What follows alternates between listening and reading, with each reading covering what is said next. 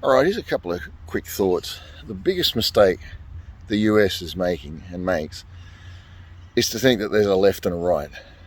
This is all globalist, orchestrated. Straight out of the World Economic Forum playbook. Your President Biden is a proud member of the WEF. In fact, Klaus Schwab, who runs the WEF, has video congratulating Biden on being one of the best members they have.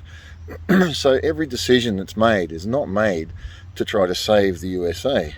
It's build back better. If you're going to build back better, you got to destroy first. They haven't tried to hide this. They've been very open with it, because that way, if they're very open with it, they'll just, at the end of it, they'll just blame you. Well, we told you, you didn't listen. And they've been telling us for years, build back better. Who was the first one that started with that? America is on a build back better trajectory, but to build back better, you got to first destroy. So they are making decisions to destroy the US, to destroy the US currency, to destroy the US sovereignty.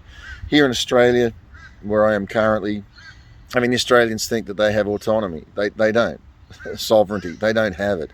I think here a lot of the laws are already in place. We're just waiting for the USA to collapse. And then once they can roll over or collapse, Australia's just going to be slotted straight in. The Australians will take the CBDCs and things without even uttering a breath of complaint. They're one of the most compliant nations in the world, I think. We have this attitude over here, she'll be right. And not that I'm saying there should be civil unrest, but people are just completely disengaged. Generally, I'm generalizing, disengaged with what's going on and what's gone on in their own nation. So in the US, my other thought is, I think we will see, because a lot of the Democrats are WEF globalists, a lot of the Republicans are WEF globalists. Kemp, the governor down there in, I think, Atlanta or wherever he is, there's video of him over there hiding, trying to hide from the press. So that Republicans, Democrats, they're all globalists. Susan Rice, you all know about her, but did you notice that she resigned or stepped aside from her, what she was doing? It wasn't an official government role, but right when Tucker Carlson resigned, she quietly steps away. I wonder, because the World Economic Forum's gone into hiding since their last meeting there in Davos in January, you hear nothing from them. And they know full well that they're about to collapse this year. They are going to collapse the US dollar. So what have they done? They've gone into hiding so they don't have a target on their back, because the Americans won't be happy. And so while the Americans are snoozing, they're losing. And their own politicians are selling them out from the inside out, have sold you out. I think they will come up with another political party, the left and the right. They'll champion, as they bring a collapse and all these problems. They'll probably plough Biden under as a scapegoat. I don't think he was ever there to have brains. He was there just to be cannon fodder, to be, the scapegoat they're going to hang a lot of this on. And then it wouldn't surprise me, I'm not saying it'll happen, but it wouldn't surprise me if they get the globalists. They won't obviously say they're globalists, from the Republican Party and the Democratic Party, put them together, and that'll be, look at what we've done. We've got this unified front of the left and the right that's going to save our nation. And they're going to pull these Susan Rices and the Obamas and the whoever else is from the background in, and say this is the new front that's just going to save America. And and it's all fabricated, and I think that's why they are. I personally think it's one of the reasons why they got rid of Tucker Carlson. Everyone's got, did this happen? Did that happen? Again, you've got to look from the globalist perspective.